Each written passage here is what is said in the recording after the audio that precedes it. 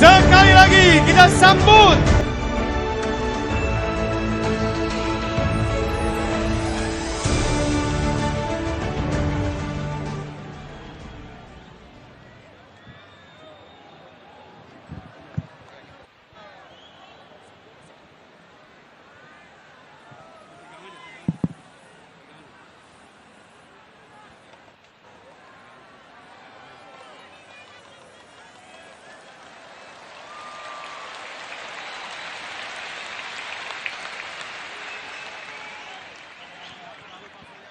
Assalamualaikum warahmatullahi wabarakatuh. Selamat pagi menjelang siang dan salam sejahtera bagi kita semuanya. Tentu, yang pertama sekali yang kita hormati, yang kita sayangin, dan yang kita banggakan, serta kita harapkan untuk membangun dan membela negeri ini, membawa gerakan perubahan. Calon presiden kita siapa? Siapa? Wakilnya siapa? Itulah dia.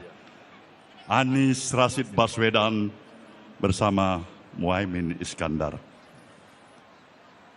Yang saya hormati rekan-rekan seperjuangan dari Koalisi Perubahan, baik dari keluarga besar PKS maupun dari keluarga besar PKB, dan saya memahami di sini tentu amat sangat banyak sekali dukungan para relawan-relawan pendukung Amin yang saya hormati dan saya cintai semuanya.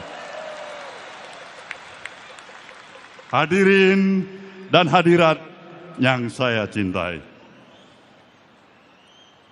tentu kita semuanya bersepakat puja, puji, dan rasa syukur kita kepada Sang Maha Pencipta, Tuhan Yang Maha Esa, yang masih memberikan energi yang positif kepada kita untuk bersama-sama memiliki kemampuan daya tahan. Di tengah terik panas matahari ini, kita tidak pernah mengenal lelah untuk bersama-sama memperjuangkan satu yang kita perjuangkan. Apa itu? Apa itu? Yang di atas saya tanya, apa itu? Di sana apa itu? Di sana apa itu?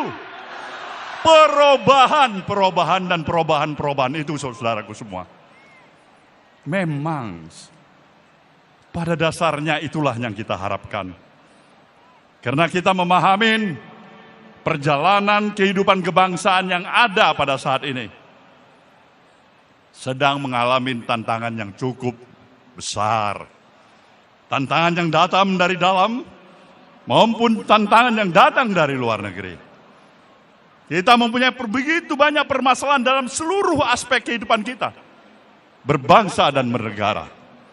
Maka untuk itulah, tanpa terasa hari ini adalah 496 hari mengenang kembali hari pertama Partai Nasdem mendeklarasikan calon pemimpin bangsa ini yang bernama Anies Rashid Baswedan.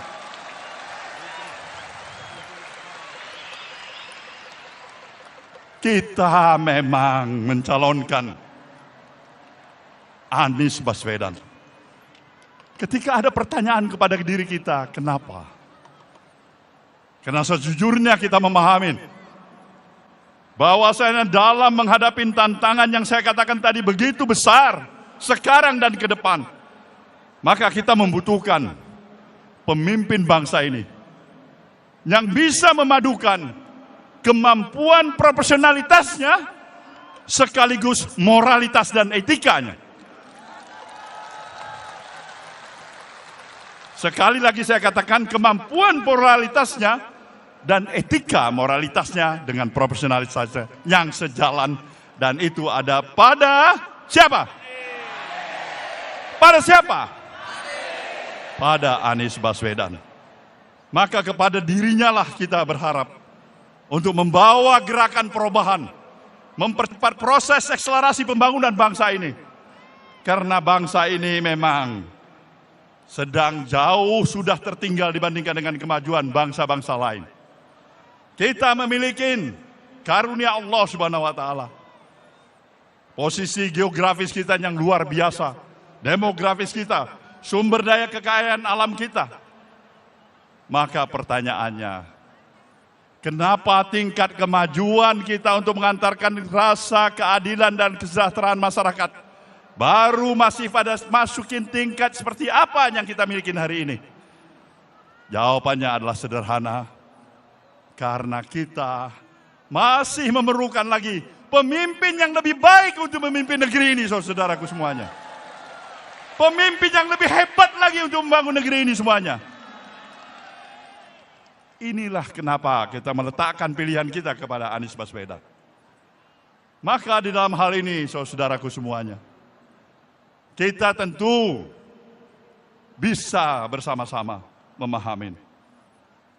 Dalam ukuran kurang dari 100 jam, kita akan menghadapi suatu momentum yang amat strategis yang bernama pemilu.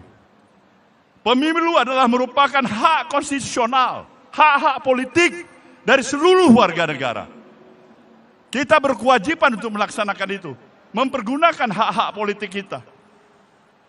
Karena pada dasarnya pemilu dilakukan setiap 5 tahun sekali, adalah merupakan sebuah momentum untuk memberikan kesempatan kepada setiap warga negara. Untuk apa? Mengevaluasi sekaligus mengkritisi terhadap jalannya administratif roda pemerintahan selama 5 tahun yang sudah berlalu. Momentum ini tidak boleh kita lewatkan begitu saja. Inilah momentum kita untuk melakukan apa itu? Apa itu? Perubahan, saudaraku. Ini momentum bagi kita semuanya.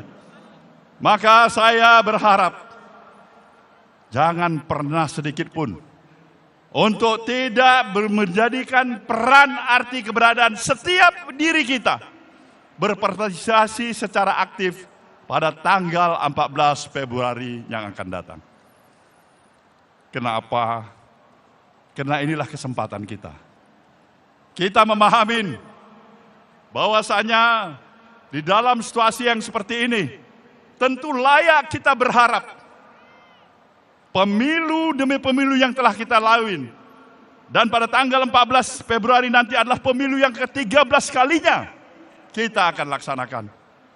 Kita berharap banyak agar pemilu yang kita hadapin pada tanggal 14 Februari nanti adalah pemilu yang jauh lebih memberikan rasa kenyamanan, optimisme, dan berkualitas. Tidak pemilu yang kita hantarkan untuk sekaligus merusak sistem demokrasi yang ada pada kita di negeri ini, saudara semuanya. Kita sayang pada negeri ini. Kita menyintai negeri ini. Maka untuk itulah setiap anak bangsa ini memang harus membangun kesadarannya. Dia tidak hanya berhenti hanya untuk kepentingan pribadinya, tapi kepentingan nasional kita, kepentingan masa depan anak cucu kita tidak kalah artinya, tidak kalah pentingnya dibandingkan dengan kepentingan kita pada hari ini. Hari ini adalah masa depan. Dan untuk itulah semuanya kita berkewajiban menyambut masa depan itu. Dan menyambut masa depan itu, satu-satunya upaya yang harus bisa kita lakukan saat ini, segera lakukan perubahan yang berarti untuk membangun negeri ini, saudaraku semua. Saya ucapkan selamat pada saudara semuanya yang telah menunjukkan arti keberadaan saudara, yang ikut berpartisipasi pada pertemuan akbar kita pada hari ini. Itu artinya kita masih mempunyai harapan. Harapan untuk membangun masa depan bagi anak cucu kita ke depan. Harapan ini adalah harapan yang perlu kita jaga marwahnya, rohnya. Maka siapapun yang mencoba melakukan, katakanlah, menghalangi komitmen perjuangan kita untuk membawa perubahan, apa yang saudara lakukan? Apa yang saudara lakukan? Apa yang saudara lakukan? Kita berhak untuk melakukan itu. Tetapi dengan satu hal yang pasti. Kita mau mengingatkan siapa saja, para pihak. Jangan paksa emosi rakyat untuk sampai kepada titik batas yang mereka tidak lagi mampu menahan emosi dan kesabaran dirinya. Jangan paksa itu, karena kodratnya kita adalah manusia biasa. Semut pun ketika diinjak terus menerus dia akan melawan. Dia akan melawan. Maka kita perlu mengingatkan itu untuk apa? Agar persatuan kebangsaan kita ini yang telah kita miliki untuk melanjutkan pembangunan bangsa ini tetap terjaga. Kita cinta persatuan. Pemilu adalah amanat konstitusi. Tapi tidak ada artinya pemilu kalau mengakibatkan perpecahan bagi kita sebangsa dan setanah air.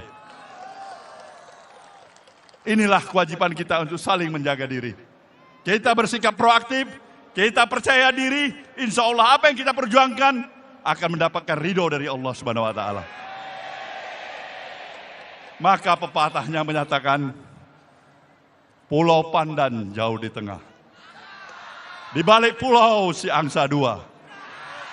Perjuangan dan budi baik yang kita lakukan, pastilah akan dikenang jua.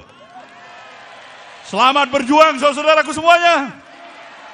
Insya Allah kita berjalan di jalan Siratul Mustaqim yang akan pasti mendapatkan ridho dari Allah Subhanahu wa Ta'ala.